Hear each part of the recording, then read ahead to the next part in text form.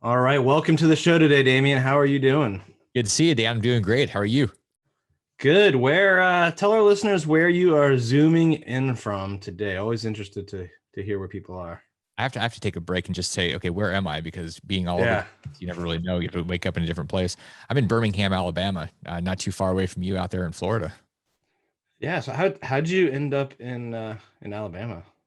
You know, it's really funny.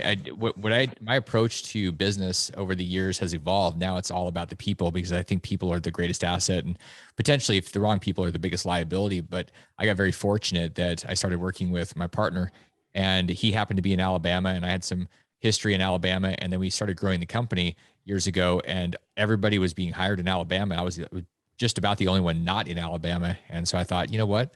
I want to be where my people are, and that was really what led me to being here, is being a part of the growth, and because I actually love my people, I want to be around them. I think that's a very cool thing to have in a culture.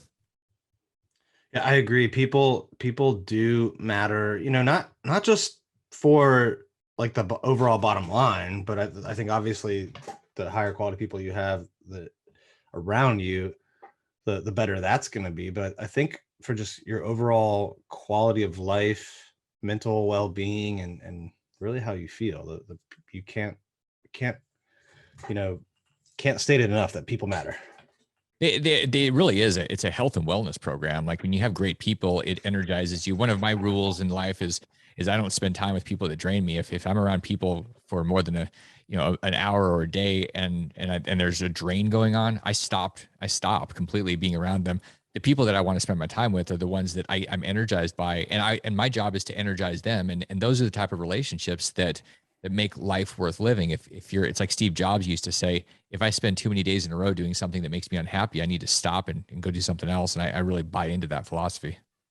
Well, you definitely are one of those people that brings energy. I've seen that a couple times. You've presented to a group, uh, some of the people in my investor group. You've presented to our HyperFast agent, real estate agents that we coach, and you bring a lot of energy, a lot of passion. Why don't you tell folks a little bit about your story now and how you got to where you are today, which is offering people really great solutions for true financial freedom.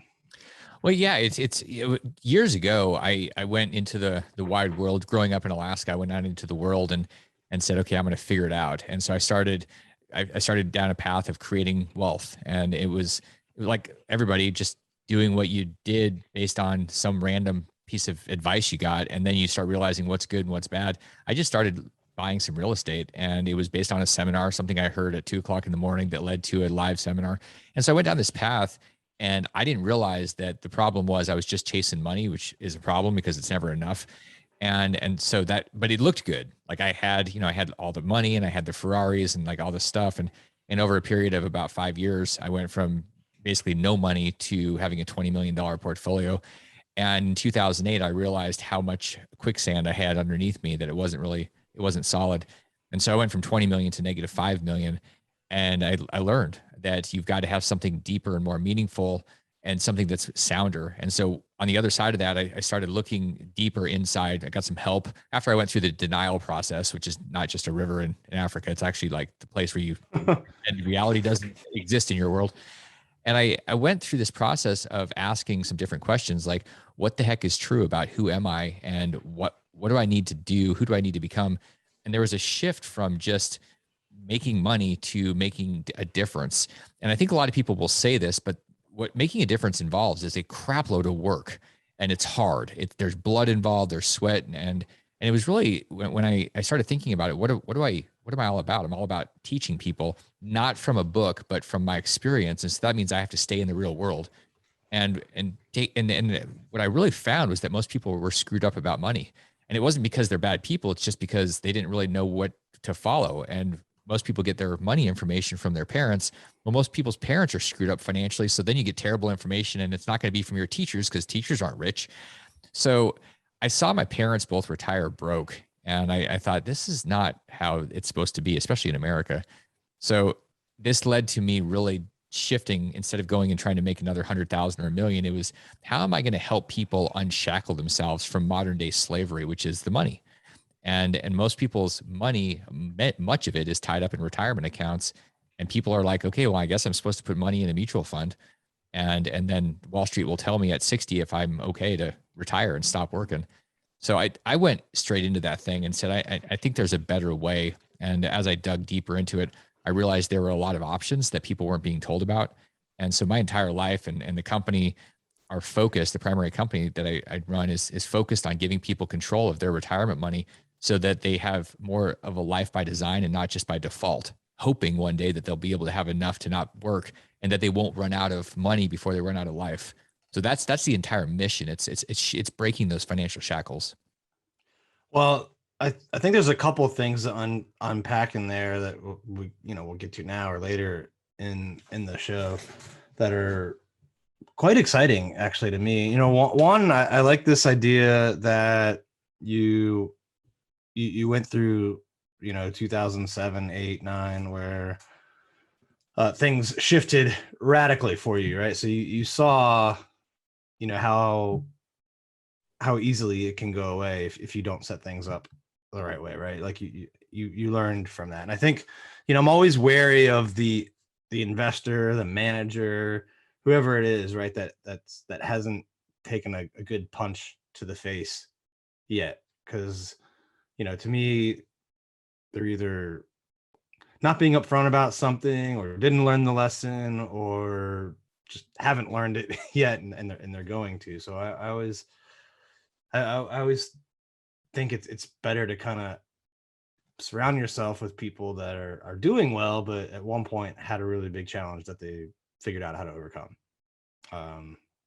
So I think that's one thing to definitely kind of hit at, and then the other would be just trying to answer the question is, why is it so hard if when people have gotten their money information from their parents, teachers, society, right?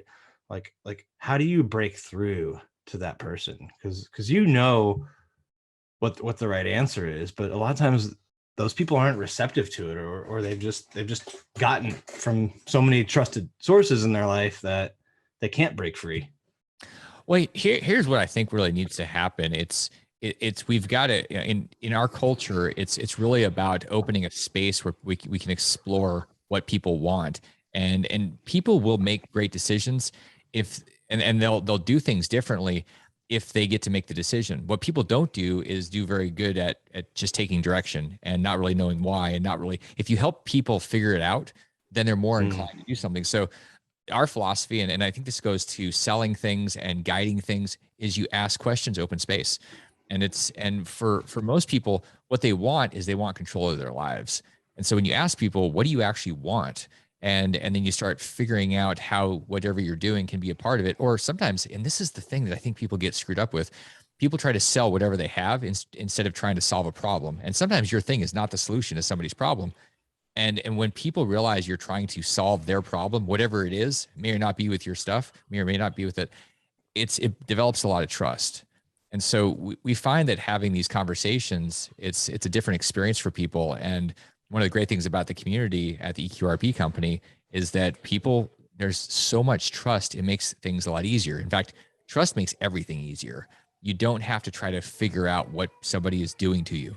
Like, what are they actually trying to screw me with today? Like, that's how I think most people look at financial services and investing. They're trying to figure out what the spin is. What am I missing? And so that's a different way of approaching things. It's not about closing somebody, it's about opening space.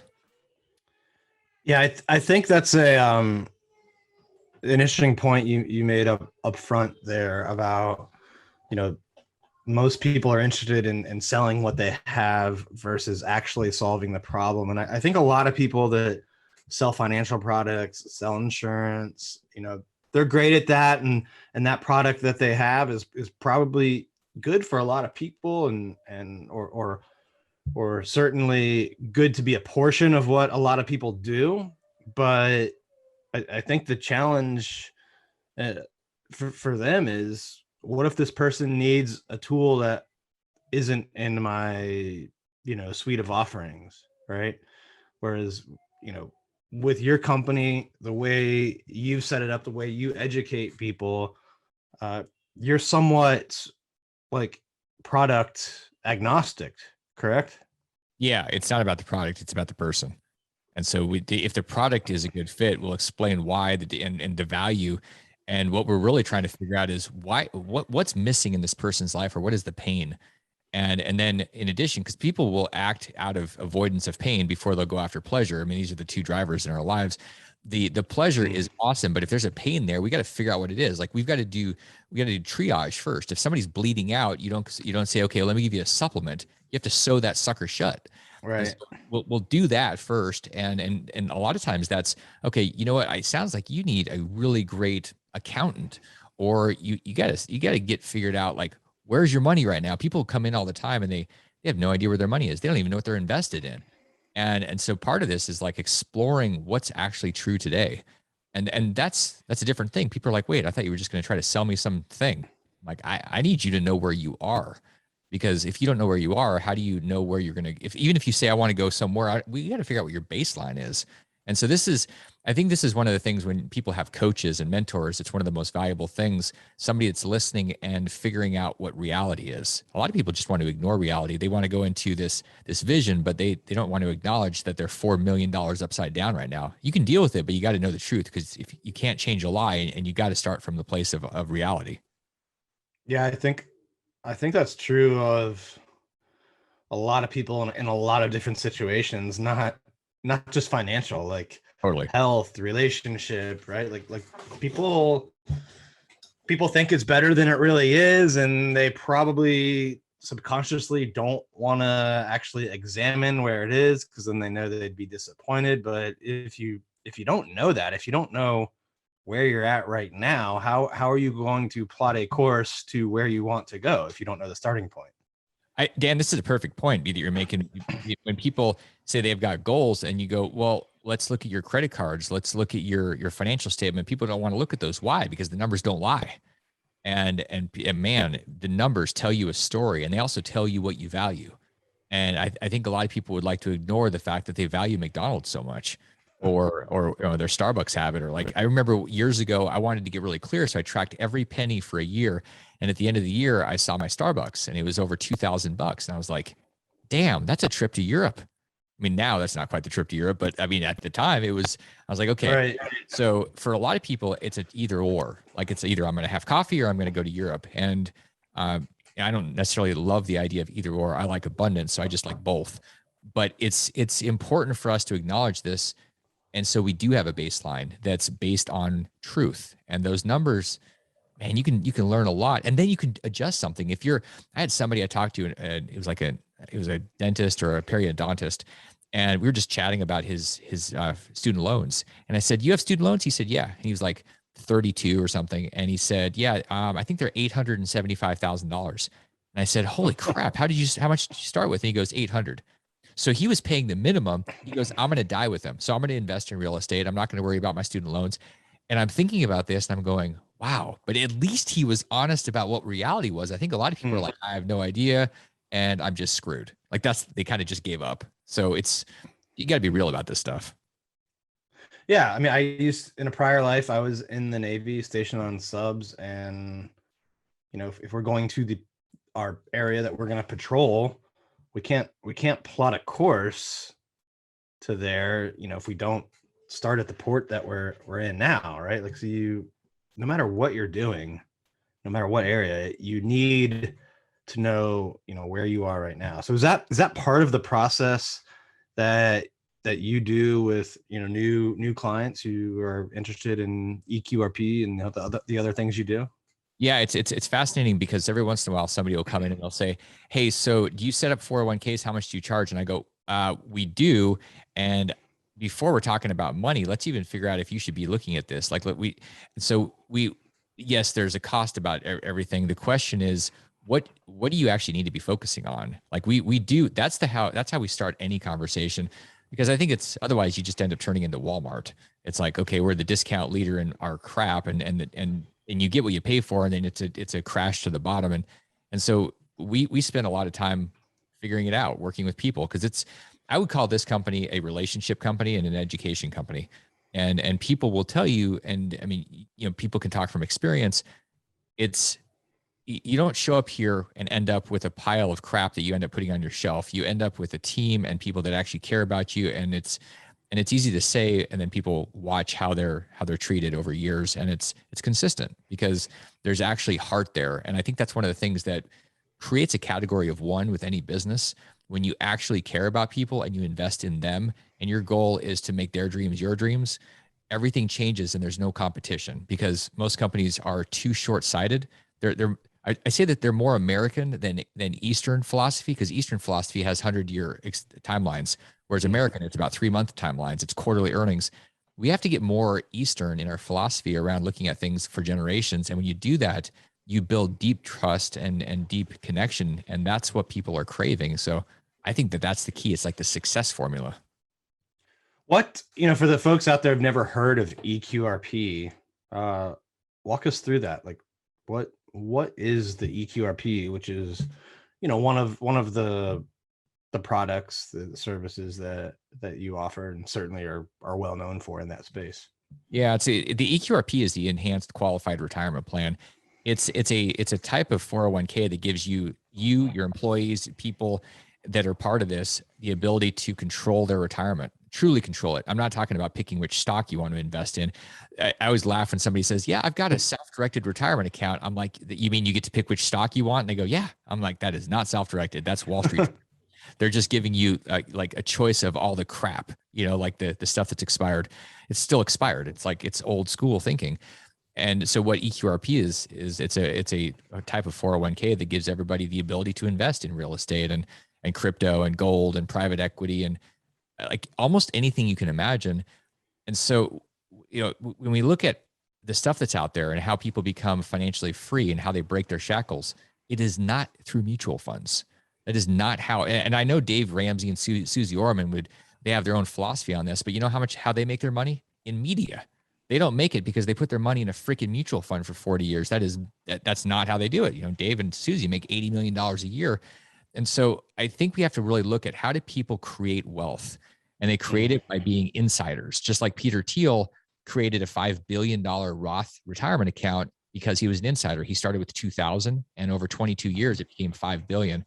And so the eQRP allows individuals and small businesses with people that have up to 50 employees to have owners and the employees all choosing the direction. And what it comes down to, Dan, is it's about people that are self-responsible, people that say, okay, it's my life. If it's going to be, it's up to me. It's not about, I'm going to be a victim and I'm going to blame my financial advisor or Wall Street or Joe Biden or Donald Trump for the crappy thing that happened in the stock market. Like, this is for people that want to say, okay, I'm going to go do it. And what, like who can do eQRPs? Is it for employees, employers? Like, are there limits? How is it? You mentioned self-directed IRA. How is it similar to that or different? Walk us through all that. Yeah, so it's really meant for people that want to do significant planning. One of the big differences between an eQRP and a self-directed IRA is eQRPs, you can put 10 times as much money in every year, and you can invest in things like real estate without being taxed. Whereas a self-directed IRA, somebody says, I've got a self-directed IRA and I'm investing in real estate. And I say, you're probably going to have a 37% tax bill because it's an IRA. Whereas an eQRP, there's no tax bill. And this is from something called UBIT. So there are these big differences between the two. The eQRP is really, truly meant for people that want to do something other than just mutual funds. IRAs are great as a default if you don't want to think too much. I mean, and I say that, not to, poke at somebody, but kind of, because an IRA, you don't have to think. You can just say, okay, well, I have an IRA and I'll get a mutual fund and there's no thinking involved. Most people we're busy. And so I think he takes advantage of that. They say, well, we'll give them something that's simple and it's like sanitized. Well, eQRP is meant for things that are not as sanitized. They require you to invest time and energy. And the reality is there's no limit on what you're going to make. You're not going to make 30, 40, 50% in a mutual fund consistently. But can you do that with stuff that you're putting together or being an insider all day long? I mean, you've got great examples of teaching people how to do things with Airbnbs and the stuff that you go over. Like, those type of returns are realistic if you take ownership of your retirement. This is meant for the owners of companies, individuals that are solopreneurs, real estate agents, employees. Like, it literally works for everybody, and it's the only one of its kind in America. Yeah, and you're right. You're not going to get these types of returns in those target date retirement funds, right? And I think that's like the biggest investment in most 401ks is, they put your money into index funds, which, those can be great and they certainly do have a purpose. But they just assume, okay, if you've got 50 years left to retirement age, you're going to be 90% in the total stock, maybe, right? And like 10% in bonds. And then they kind of change that mix depending on your age. But I think the problem is, yeah, you're never going to outperform anything. You don't have insider information. And they charge a lot of fees for those, actually, right? Like if you're in index funds, you shouldn't be paying any fees, but when they move you to these target date retirement funds, they charge like as high as 1% or even more, and they're not really managing anything. Well, and that's one of the things that people don't realize is that there are above board fees and below board fees. And so when you're looking at 401ks, oftentimes people will say, "Oh, look, I'm only paying 0.5%." And I go, "That's what they have to tell you."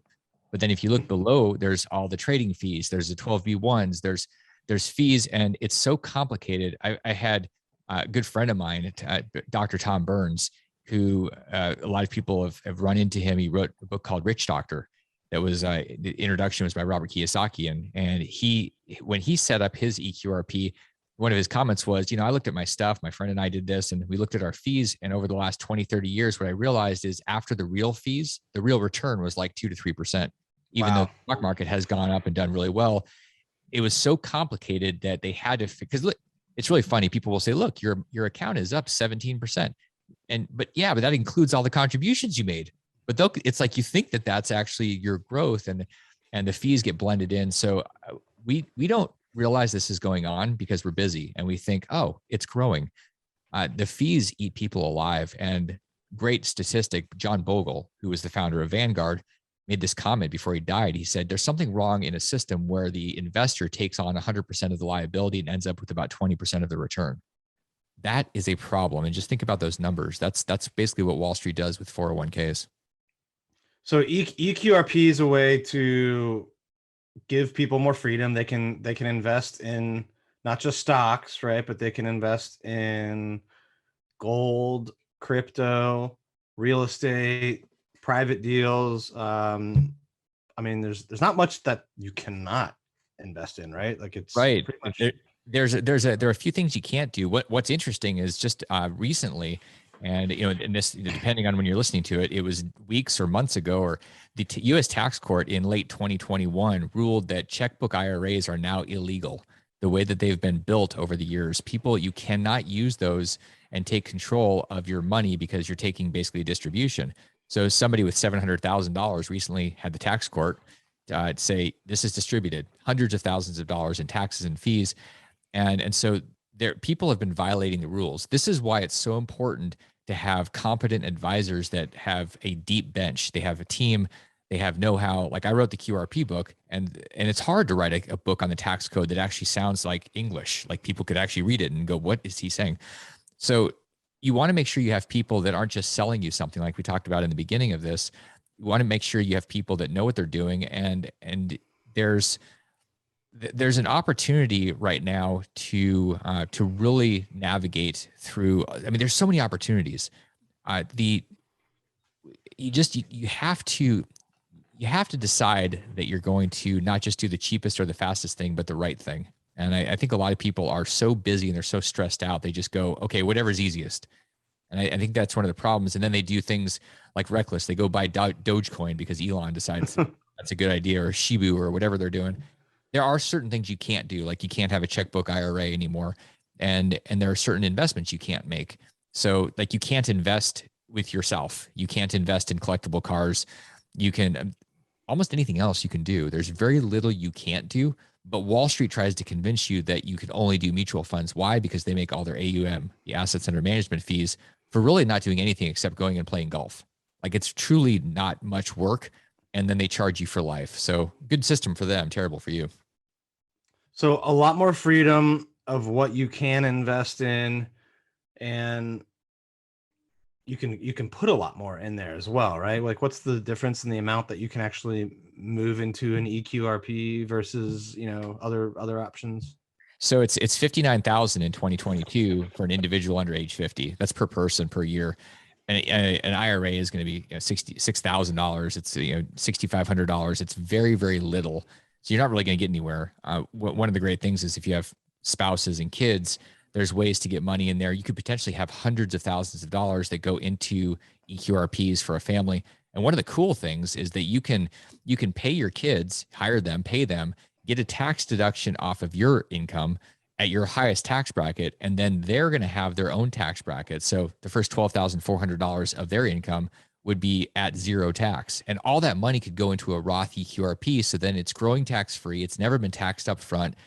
And one of the cool things that most people don't realize is inside of an eQRP, that Roth money could be used to invest or to pay for college education. So you could compound this money, this never taxed money, grow it, and it could be used, all of it, for tax-free for college if you wanted. And it's not counted against you for financial aid. So, I mean, the benefits just compound over and over again. And this is where you got to have a team. It's just like tax planning. You really got to have people that know what they're doing, not people that just fill out tax forms. So amazing benefits for you, potentially your kids. Uh, you know, you mentioned the Roth IRA for the kids. What about for, you know, for people listening that might set up an eQRP? Can they move money in there and then convert it to a Roth somehow after the fact? Yeah. So anything, if you have a 401k or an IRA, like you were at some job, or you have a TSP because you were in the military or other government, you can take all those retirement accounts and move them in. It's a rollover into an eQRP. You can move almost anything in, and a couple of exceptions: Roth IRAs and inherited IRAs you can't move in. But you can move these things in. You can move them in. Like, let's say you have an IRA that's invested in real estate, and you realize, wow, I'm probably going to get killed with taxes because there's debt involved, which most real estate does. We can move the IRA into the eQRP. We can move the asset over, no taxes, no penalties, and then, yes, once it's over there, you can convert these monies. Unlimited amounts of your retirement can be converted to Roth. Why would we do that? Because you want to have things in a zero tax environment. Right now, we're in the lowest tax rate environment that I think, my guess is, we probably will see in our lifetime. Just speculating, could be wrong, but I kind of feel like we're going up. So paying taxes now, or even not paying taxes because you get some offsets from real estate or something, but converting it, there's no limit on how much you can convert. It's not like an IRA where if you make too much money, you can't do Roth. And so huge opportunities to go to a zero tax rate environment for life, but you got to be willing to think outside of the Wall Street box. Yeah, which I think for some people, you know, that's hard to do, or they just don't take the time. But if you take the time and really study this, really invest your time in getting around quality people, yeah, you'll be able to find, frankly, better investments. Take advantage of that insider information. And I don't think Damien's saying that in a legal way, like that we might think of, you know, like insider trading. It's just knowing about good deals in real estate that are coming up, knowing about good funds and alternative investments, right? Can you talk a little bit more about, you know, kind of what you mean by that insider trading mentality, and maybe even some of the deals and opportunities that you have found through this process? Yeah, what you'll find is that most people are looking at deals that are available because they're in a prospectus and they're sanitized and cleansed. They're Wall Street deals. Those deals, most of the money that will be made on those deals has already been made. It was made because people had access. The venture capitalists, they have access to companies that are being launched or their early stages. And so if you don't have access to those type of people, and how do you do that? You know people, you're a part of groups, you're a part of masterminds, you pay attention to people that are doing real estate deals, and you become connected with them. Once you're connected with them, then you get access because there are regulations around who can be involved in these things. And so being an insider is 100% legal. It's because being an insider just means you have access before it's a public company. Basically, it's like it's early on, and that requires you to be proactive. What most people do is they're reactive. They go to a job, they get a 401k, and they react by saying, okay, I guess I'll put it in mutual fund B or C. And that's not going to get you to freedom. Being an insider is where you really create wealth. In fact, if you look at most wealthy people, people that have tens and hundreds of millions of dollars, where are they putting money? Yes, they do have stocks, but they have a lot of their money is in private placements. It's insider deals. And that should tell you something. Wealthy people that's how they're creating more and more wealth. So insider access is 100% legal. And it's not like Martha Stewart. You don't get to go to prison if you do insider. You just get to typically have better returns because you're inside of things that the general public doesn't see. Although, just to kind of make another point on the insider trading, one of the areas that it is legal, which I just found out, is in Congress. So they're actually allowed to buy and sell stock on, information laws, things they know before it becomes public. So it's kind of interesting side note on that, right? And there was actually a Twitter account that, the only caveat, I guess, with some of the people in government is they have to disclose their trades. There's definitely a lot of disclosure rules and there are ethics rules, and typically you won't find people that are trading because they would get crucified in the media. But I mean, there's a weird thing where you see a lot of government people. You're like, wait, you were making $200,000 a year as somebody in Congress, and then now you're worth $57 million 2 years out of Congress. Like something is a little weird in that environment. Yeah, no, there was a guy on Twitter who was tracking Nancy Pelosi's trades and doing quite well for himself. He would just mirror her trades or her and her husband. And, he claimed anyway, and he had hundreds of thousands of Twitter followers before they shut him down. But he claimed that she was the greatest investor of all time, had like an IRR near like 70%, like double, triple what, Warren Buffett and some of the Peter Lynch, what they all had. So it's kind of a funny aside there on insider trading. She's Nancy Pelosi was elected in 1987, so she's been in Congress. This will be her 18th term, and there was a thing I saw, somebody claiming that she was the greatest speaker ever. She knows how to navigate that system as good or better than anybody else, including Boehner or different people that have been speaker. And so in that space, you learn how to manipulate. Unfortunately, that happens, and some of that's super unethical.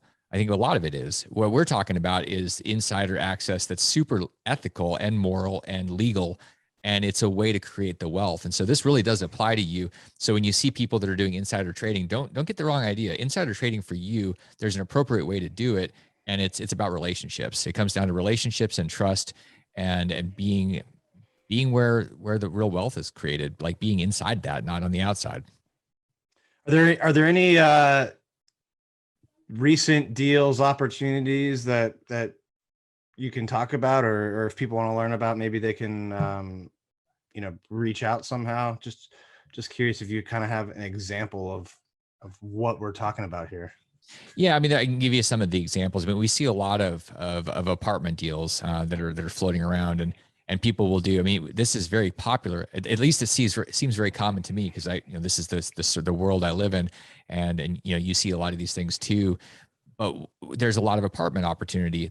And so being a part of a deal where somebody says, okay, we're gonna go buy this thing. It's gonna be $20 million. We're gonna buy the thing, and we're gonna raise some rents and put some countertops in, and that's a very common thing that we see.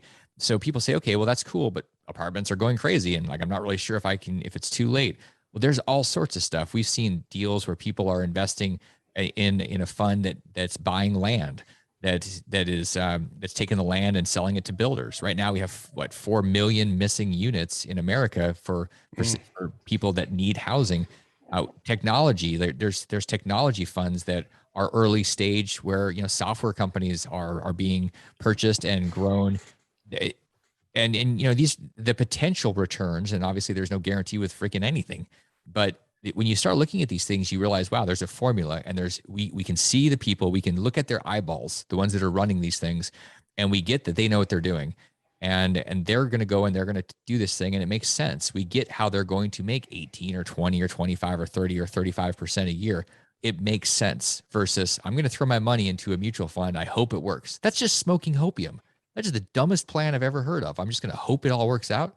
Like, what kind of plan is that? That's Wall Street telling you that that's how you're supposed to do it. But all sorts of deals are available, and it's about getting out there and asking questions, not just accepting whatever, the Wall Street machine says is reality. Well, this has been amazing, Damion. Before we wrap up, I always like to do a hyper-fast round if you're ready for some rapid fire questions and answers here. All right, let's do it. All right. What's your biggest piece of advice to a new real estate investor? Go find somebody that is successful, that's already done it. Hire them to be your mentor. I like bald or grayer people. Most important, I like people that have actually done it and have done it for more than 15 minutes. Hire that person. Don't just get free advice. Go pay somebody, and pay to the point where it hurts you, meaning the pain price. If you're paying attention, it means you're paying enough to where it hurts to not pay attention. So go find that person and hire them. What's the biggest mistake you see successful people do? Thinking that it's all you, smoking your own exhaust. It's the arrogance, and success is a terrible teacher. It's about people that have never lost anything. I freaking run away for those people. Good point. What's the biggest challenge you've had in business, and how did you overcome it?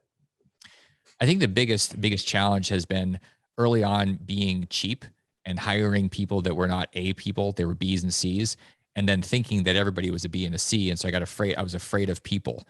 And what I realized is when I found I was hiring A's accidentally, that's the only thing at that going forward that I'm willing to do. I found out that the people were the most important part of business and everything. And so that was the biggest mistake, being cheap. Cheap people make me crazy, and it ruins everything. You want to be abundance minded, and you want to go after A's.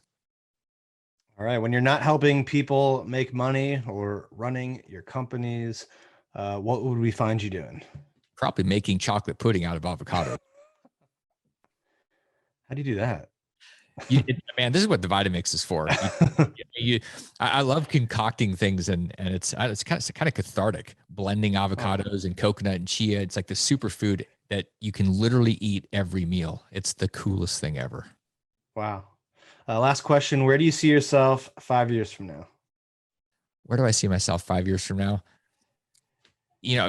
Probably continuing to pour into my people. Like, I love my people, and it's finding ways to pour into their dreams. I was telling my team recently at a meeting that their dreams are my dreams, and it's a different experience of life than a hedonistic approach where it's about consuming and just taking and figuring out what I want.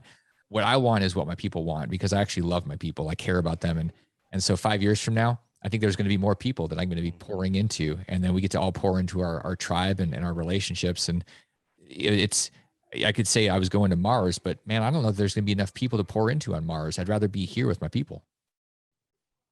Awesome. Well, thank you so much for being on this show, and all of the value and lessons you brought to the HyperFast community about building long-term wealth, and really how to break free from the Wall Street version of retirement. So thank you for that. If people want to connect with you or collaborate, follow you, learn about some of your deals, maybe, how do they connect with you? What are some ways for them to do that? Best thing to do is learn about what I do. The primary stuff is to go to eqrp.co. It's eQRP company, so eqrp.co, and connect with us. Get a copy of my book that we'll send out to you. And if you want to set up some time to chat about strategy and your stuff, there's a place to book a time to connect. And really it's about building a relationship. So start however you want, but eqrp.co, real simple. Go there and get the ball started. Love to hear from you guys. All right. So check out eqrp.co. That's .co. Check out what Damion has to offer. Once again, Damion, thank you so much for being on the show. To all of our listeners out there and viewers, if you're tuning in on YouTube, which, by the way, you can watch this on YouTube as well as anywhere that podcasts are distributed. Thank you so much for tuning in. Please leave us feedback, review the show, and share this with someone that you think could benefit from hearing it, watching it. We'll see you next time. Thank you for tuning in to this episode of the HyperFast Show. Subscribe to us if you want to make sure you get the latest and greatest HyperFast shows. And remember, we love reviews. Reviews help us bring better and better guests and improve our shows. So give us the good, the bad, and the ugly. We hope you enjoyed the show, and we will see you next time.